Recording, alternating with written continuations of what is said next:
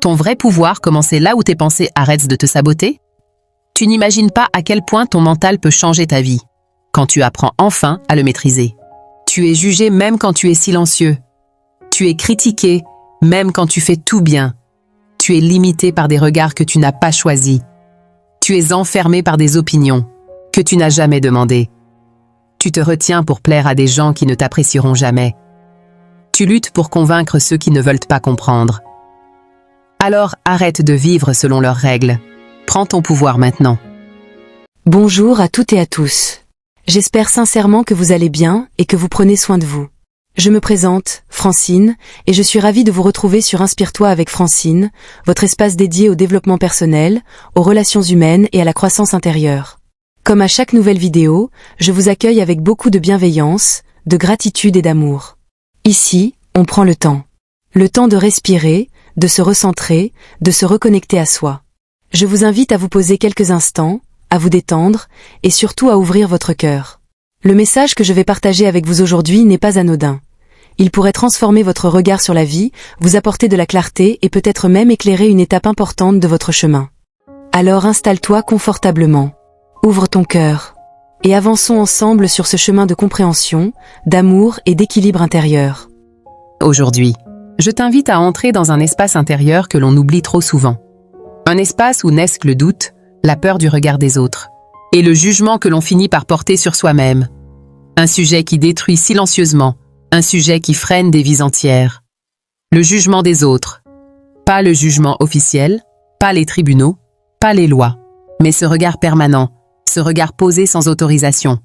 Ce regard qui analyse, qui critique, qui classe, qui condamne, sans connaître, sans comprendre, sans écouter. Tu dois savoir une chose dès maintenant. Le jugement est partout.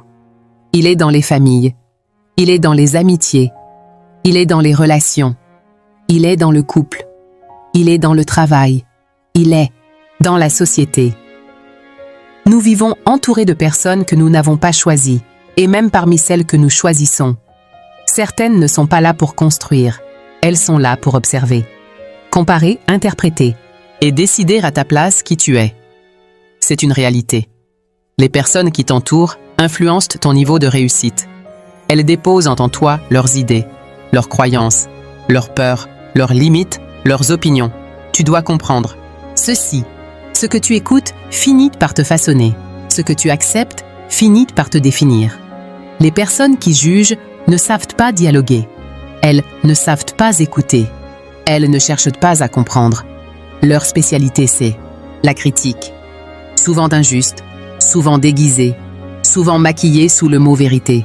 Elles parlent fort, elles affirment beaucoup, elles doutent un peu, elles remettent rarement en question leur propre regard. Quand tu portes un projet, quand tu nourris un rêve, quand tu veux évoluer, changer, grandir, te repositionner, mûrir, améliorer ta vision, renforcer ton leadership, il est vital d'avoir à tes côtés des personnes qui soutiennent. Pas des personnes qui jugent. Tu dois le savoir. Les juges ne construisent rien. Ils commentent. Ils analysent après coup. Ils observent depuis l'extérieur. Les personnes qui jugent veulent tout savoir. Ta vie, tes choix, tes relations, tes décisions, tes réussites, tes échecs. Elles accumulent les informations. Elles stockent. Elles retiennent. Non pas pour t'aider, mais pour former leurs propres conclusions. Ensuite, elles imposent leur version, leur interprétation, leur état d'esprit, leur vision de la vie. Elles pensent savoir, elles pensent comprendre, elles pensent de voir plus clair que toi dans ta propre vie.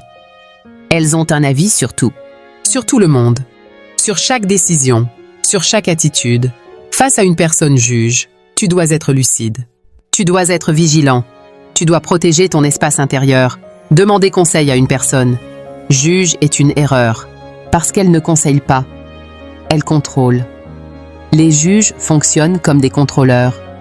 Ils veulent surveiller, encadrer, orienter, diriger, décider. Vivre sous contrôle est épuisant. C'est lourd, c'est oppressant. C'est un frein constant. Le contrôleur se présente souvent comme bienveillant. Il dit qu'il est là pour toi. Il dit qu'il veut ton bien. Il dit qu'il te protège.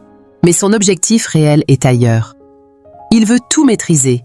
Il veut tout savoir. Il veut intervenir partout. Face à ce type de personne, tu ne grandis pas. Tu restes dépendant. Tu doutes de toi. Tu perds confiance. Le juge agit. De la même manière. Il réduit. Il enferme. Il limite. Tu dois aussi comprendre une chose importante. Certaines personnes jugent sans en avoir conscience. Elles pensent t'observer. Elles pensent t'analyser. Elles pensent simplement faire un constat. Elles diront toujours « Je ne juge pas. Je remarque. Je constate. Je dis juste ce que je vois. » Mais observer sans comprendre, c'est déjà juger. Avant de porter un regard sur quelqu'un, il faut connaître, il faut comprendre, il faut écouter. Il faut du temps. Les personnes jugent, collent des étiquettes. Elles classent, elles rangent, elles simplifient des êtres complexes. Tu dois savoir, dès que tu es visible, dès que tu es différent. Dès que tu assumes, le jugement commence. Les gens interprètent en ton comportement sans connaître ton intention. Ils analysent tes choix sans connaître ton parcours. Ils ne cherchent pas la vérité. Ils cherchent une version qui les rassure. Le jugement ne parle pas de toi. Il parle de la personne qui juge. Plus quelqu'un juge, plus il révèle ses propres peurs, ses propres blessures, ses propres limites. Tu dois apprendre à faire la différence entre une remarque constructive et un jugement destructeur. L'un élève, l'autre enferme. Et tant que tu laisses les jugements entrer en toi, ils façonneront ta perception de toi-même. Cette première partie est essentielle, parce que tu dois d'abord ouvrir les yeux, comprendre le mécanisme, identifier les profils, reconnaître les attitudes. Sans cette prise de conscience, tu continueras à douter, à te justifier, à te défendre inutilement. Retiens ceci. Tu n'as rien à prouver à ceux qui ne cherchent pas à comprendre les mécanismes du jugement et leurs dégâts. Tu dois comprendre maintenant comment le jugement fonctionne, parce que tant que tu ne comprends pas le mécanisme, tu subiras ses effets. Le jugement commence toujours par une illusion, l'illusion de savoir, l'illusion de comprendre, l'illusion d'avoir raison. Les personnes qui jugent pensent voir clair. Elles pensent lire les gens. Elles pensent détecter les intentions. Mais en réalité, elles projettent. Elles projettent leurs peurs, leurs frustrations, leurs échecs, leurs croyances. Le jugement n'est jamais neutre. Il est chargé émotionnellement. Il est influencé par l'histoire personnelle, par les blessures, par les manques. Tu dois savoir, une personne en paix n'a pas besoin de juger. Une personne alignée n'a pas besoin d'étiqueter. Une personne équilibrée n'a pas besoin de rabaisser. Le jugement naît souvent d'un malaise intérieur. Quand quelqu'un ne comprend pas ta liberté, il la critique. Quand quelqu'un ne supporte pas ton courage, il le dévalorise. Quand quelqu'un ne peut pas assumer sa propre vie, il analyse la tienne. Les juges observent beaucoup, mais ils ne vivent pas. Ils commentent, mais ils n'osent pas. Ils regardent ceux qui avancent, et au lieu de s'inspirer, ils minimisent. C'est plus facile de juger que de se remettre en question. C'est plus simple de critiquer que de grandir. Tu dois aussi comprendre que le jugement est une forme de contrôle social. Il sert à remettre les gens dans des cases, à les empêcher de sortir du cadre, à les décourager d'être différents. Dès que tu fais un pas hors de la norme, le jugement apparaît, comme un rappel à l'ordre. Reste à ta place, ne dérange pas, ne change pas, ne prends pas trop de place. Le jugement agit comme une pression invisible. Il pousse à l'autocensure, il pousse au doute, il pousse au repli. Et quand tu l'acceptes, tu commences à te surveiller toi-même. Tu te demandes, est-ce que j'ai le droit? Est-ce que c'est acceptable? Est-ce que ça va être mal vu? À ce moment précis, le juge n'a même plus besoin de parler. Tu es devenu ton propre contrôleur. C'est là que le danger commence.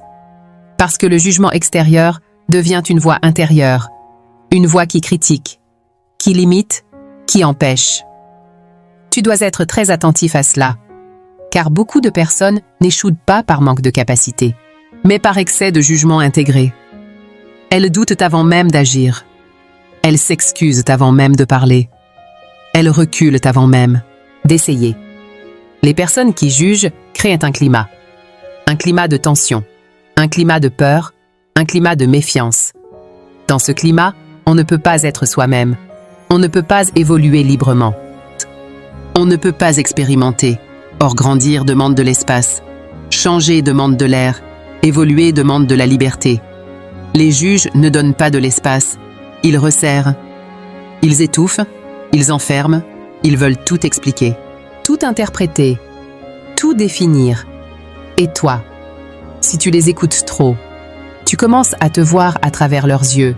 Tu adoptes leurs mots, leurs descriptions, leurs conclusions. Progressivement, tu perds ton propre regard sur toi-même. Tu dois comprendre. Le jugement répété finit par fragiliser l'estime de soi. Quand on te décrit comme incapable, même de manière subtile, tu finis par y croire. Quand on te renvoie une image négative, encore et encore, tu commences à douter de ta valeur. Le jugement ne détruit pas toujours brutalement. Il use, il fatigue, il affaiblit. C'est une érosion lente, silencieuse, invisible. Et beaucoup de personnes vivent avec des blessures, qui ne viennent pas d'un événement grave, mais d'années de jugements répétés. Tu dois aussi savoir. Les juges n'acceptent pas l'évolution des autres. Ils préfèrent te garder dans une image figée, parce que ton changement les dérange. Quand tu évolues, tu rappelles à certains leur immobilité. Alors ils tentent de te ramener en arrière, par des mots, par des regards, par des remarques. Ils diront « tu as changé ». Tu n'es plus comme avant. Mais ce qu'ils veulent dire, c'est « tu ne rentres plus dans la case que j'avais pour toi ». Le jugement refuse la complexité humaine. Il veut du simple, du rapide, du catégorisé. Or, l'être humain est en mouvement. Il évolue. Il apprend. Il se transforme. Être jugé, c'est être figé. Tu dois refuser d'être figé par le regard des autres. Comprends bien ceci.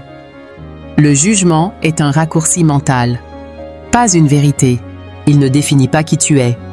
Il décrit seulement la limite de celui qui juge. Plus tu intègres cette réalité, moins le jugement t'atteindra. Nous allons voir comment le jugement s'infiltre dans les relations, dans le couple, dans les liens humains, et comment il détruit la confiance. Le jugement dans les relations et les liens humains. Tu dois maintenant regarder le jugement là où il fait le plus de dégâts. Dans les relations, dans le couple, dans les liens humains. Parce que le jugement ne reste jamais théorique. Il agit. Il influence. Il transforme la manière dont les gens se regardent. Une relation saine repose sur 3 bases. L'écoute, le respect, la compréhension. Dès que le jugement entre. Ces bases se fragilisent. Le jugement coupe l'écoute. Parce que quand on juge, on n'écoute plus. On prépare une réponse. On prépare une critique. On prépare une conclusion. Dans une relation. Quand l'un juge, l'autre se ferme. Il parle moins. Il se protège. Il cache. Il évite. Le jugement crée une distance invisible, mais réelle. Tu dois comprendre. On ne peut pas être vrai. Là où on se sent jugé, quand une personne sent qu'elle est observée en permanence. Analysée, évaluée. Elle ne se livre plus. Elle joue un rôle. Elle s'adapte. Elle se censure. Dans le couple, le jugement est encore plus destructeur, parce que le couple est censé être un espace de sécurité, un espace de repos, un espace de vérité. Quand le jugement s'installe, le couple devient un lieu de tension. Chaque parole est pesée, chaque geste est interprété, chaque silence est suspect. Le juge dans le couple veut comprendre, mais il veut surtout contrôler. Il observe, il analyse, il interprète. Il transforme chaque détail en preuve, chaque comportement en indice. À force, la relation devient lourde, épuisante, stressante. Tu dois savoir, le jugement détruit la spontanéité. Or, la spontanéité est essentielle à la vie relationnelle. Sans spontanéité, il n'y a plus de légèreté, plus de naturel, plus de joie. Les relations où le jugement est présent deviennent rigides. On ne peut plus être soi. On doit correspondre à une image, à une attente, à une norme imposée. Et quand on ne correspond pas, on est critiqué, rabaissé, comparé. Le jugement dans les relations crée aussi une hiérarchie. Celui qui juge se place au-dessus. Celui qui est jugé se sent inférieur. Ce déséquilibre détruit l'égalité et sans égalité, il n'y a pas de relation saine. Tu dois comprendre. Une relation n'est pas un tribunal. Ce n'est pas un espace où l'un accuse et l'autre se défend. Quand une relation devient un lieu d'évaluation permanente, elle perd son sens. Le jugement empêche aussi l'évolution du couple. Parce que grandir à deux demande de la patience, de la tolérance, du temps. Le juge veut des résultats immédiats, des changements rapides, des comportements conformes. Mais l'humain ne fonctionne pas comme ça. Dans les relations, le jugement remplace le dialogue. Au lieu de dire « je ressens », on dit « tu es ». Et cette différence est fondamentale. Dire « tu es », c'est enfermer, c'est figer, c'est définir. Dire « je ressens », c'est ouvrir, c'est partager, c'est créer du lien. Le jugement parle en affirmation. Le dialogue parle en ressenti. Tu dois être attentif à cela. Beaucoup de conflits relationnels ne viennent pas des actes, mais des interprétations. Le jugement transforme une situation en attaque personnelle. Il transforme un désaccord en accusation. Il transforme une différence en problème. Dans les relations amoureuses, le jugement tue le désir, parce que le désir a besoin de liberté. Il a besoin de sécurité émotionnelle. On ne désire pas. Là où on se sent jugé, on ne se dévoile pas. Là où on se sent critiqué, tu dois comprendre. L'amour ne cohabite pas avec la peur du jugement. Quand on a peur d'être mal interprété, on se retient, on se ferme, on se protège. Et cette protection éloigne le jugement dans les relations, crée aussi de la méfiance. On commence à se demander « que va-t-il penser ? Que va-t-elle dire ? Comment cela sera interprété ?» Cette méfiance détruit la simplicité. Or, la simplicité est essentielle à l'équilibre relationnel.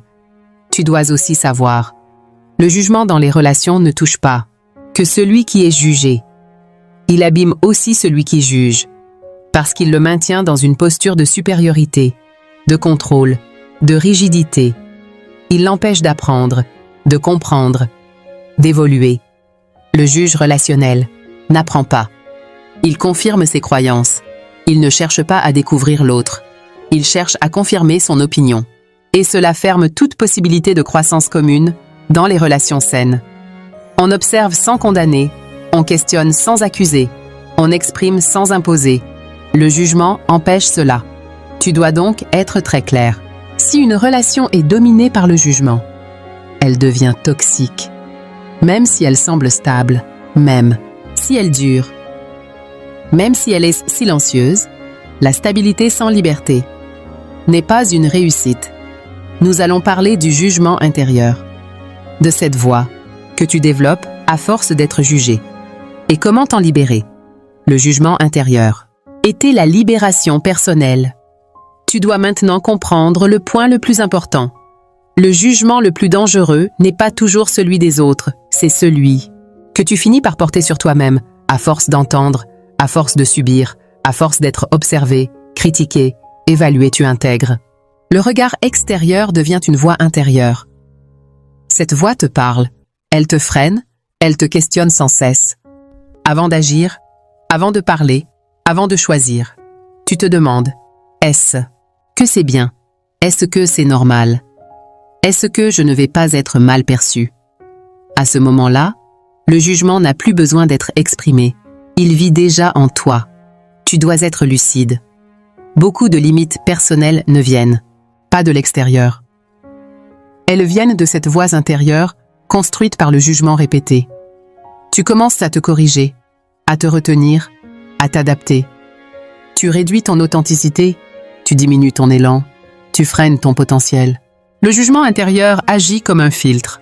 Il modifie ta perception, il déforme ta réalité. Tu ne vois plus qui tu es, tu vois ce que tu crois, que les autres voient. Et cette confusion est dangereuse, parce qu'elle t'éloigne de toi-même. Tu dois savoir. Le jugement intérieur épuise, Il fatigue mentalement. Il crée une tension constante. Il empêche le repos intérieur, même quand personne ne parle. Même quand personne ne regarde. La voix continue, elle analyse, elle critique, elle compare. C'est pour cela que certaines personnes se sentent mal, même seules. Elles ne sont jamais seules. Elles sont accompagnées par leur juge intérieur. Ce juge intérieur te pousse à l'autoculpabilisation, à l'autosabotage, à la remise en question excessive. Tu te reproches d'être trop, ou pas assez, trop discret, pas assez affirmé, trop sensible, pas assez fort, trop ambitieux, pas assez stable. Le jugement intérieur ne te laisse jamais tranquille. Tu dois comprendre. Il n'a pas pour but de t'aider. Il a pour but de te maintenir dans une zone de contrôle. Il t'empêche de prendre des risques. Il t'empêche d'oser. Il t'empêche d'être pleinement vivant. La libération commence par une prise de conscience. Ce que tu entends dans ta tête n'est pas toujours ta propre voix. Ce sont souvent des phrases héritées, des regards intégrés, des opinions absorbées. Tu dois reprendre le contrôle de ton dialogue intérieur. Te parler avec respect, avec justesse, avec bienveillance. Cela ne veut pas dire te mentir. Cela veut dire te comprendre. Il faut arrêter de te juger selon les standards des autres, leurs attentes, leurs normes, leurs limites. Tu dois redéfinir tes propres critères. Qui veux-tu devenir? Comment veux-tu évoluer? Selon quelles valeurs? Le jugement intérieur disparaît quand tu sais qui tu es et où tu vas. L'indécision nourrit le jugement.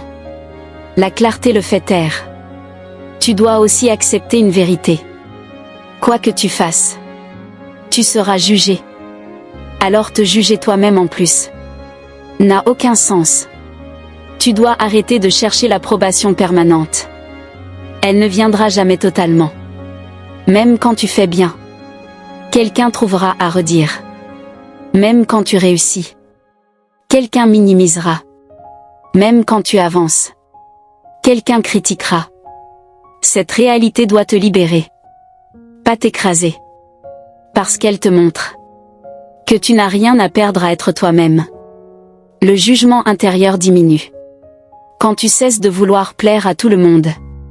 Quand tu comprends que ce n'est pas possible. Tu dois choisir. Te trahir pour être accepté. Ou t'assumer pour être libre. La liberté a un prix. Mais l'emprisonnement intérieur coûte plus cher.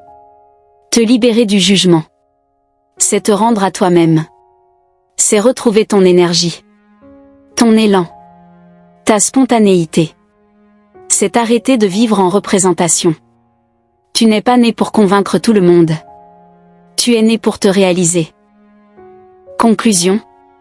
Alignement et appel à la liberté. Tu dois maintenant retenir l'essentiel. Le jugement ne s'arrêtera jamais. Avant même que tu existes. Des opinions existaient déjà. Pendant que tu vis. Des regards se posent. Même après ton passage. Les commentaires continuent. C'est une réalité. Et lutter contre cela est inutile. Ce qui compte, ce n'est pas ce que les gens pensent.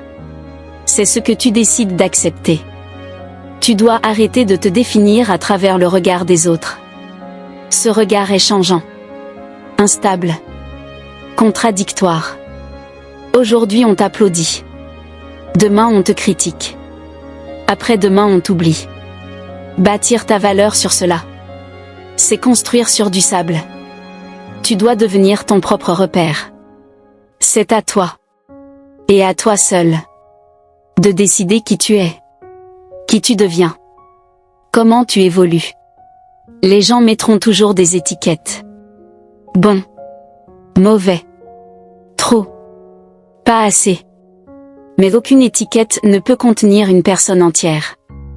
Tu dois refuser d'être réduit, simplifié, classé. Ne passe plus ton temps à te justifier, à expliquer, à convaincre.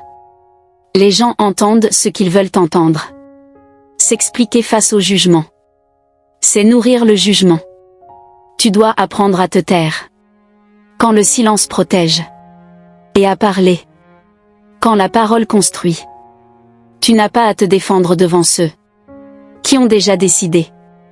Le jugement n'est pas un dialogue. C'est une conclusion imposée. Tu dois accepter que tout le monde ne te comprendra pas. Et ce n'est pas un échec. C'est une preuve de singularité. Si tout le monde te comprend, c'est que tu ne déranges rien. Tu ne questionnes rien. Tu ne transformes rien. Être soi-même demande du courage. Mais c'est le seul chemin vers la paix intérieure. Tu dois arrêter de vouloir devenir quelqu'un d'autre. Cette personne existe déjà. Le monde n'a pas besoin d'une copie. Il a besoin de ta vérité. Sois vrai. Sois cohérent. Sois aligné. Même si cela dérange. Même si cela bouscule. Même si cela divise. La liberté intérieure commence quand tu arrêtes de demander la permission d'exister. Tu dois te lever chaque jour en te définissant toi-même, par tes valeurs, par tes choix, par ta direction. Ne laisse personne écrire ton identité à ta place. Quand tu te libères du jugement, tu récupères ton énergie, ta clarté, ta force. Tu avances plus léger, plus sûr, plus stable. Tu comprends enfin que la paix intérieure vaut plus que l'approbation extérieure. Lâche prise sur les attentes, sur les opinions, sur les regards. Vis pleinement. Assume. Avance. Parce qu'à la fin, ce ne sont pas les jugements qui comptent, mais la manière dont tu as vécu. Merci d'avoir écouté cet épisode jusqu'à la fin. Si ce message t'a fait du bien ou t'a aidé à réfléchir, tu peux soutenir la chaîne en t'abonnant et en partageant autour de toi. Tu peux aussi laisser un commentaire, je prends toujours le temps de vous lire. Souviens-toi, chaque jour est une nouvelle occasion d'évoluer, de guérir, d'aimer plus consciemment et de cultiver la paix intérieure. Je te retrouve très bientôt pour un nouveau moment de partage. C'était Francine, votre alliée pour une vie vibrante, alignée et pleine de sens. À très bientôt pour une nouvelle dose d'inspiration.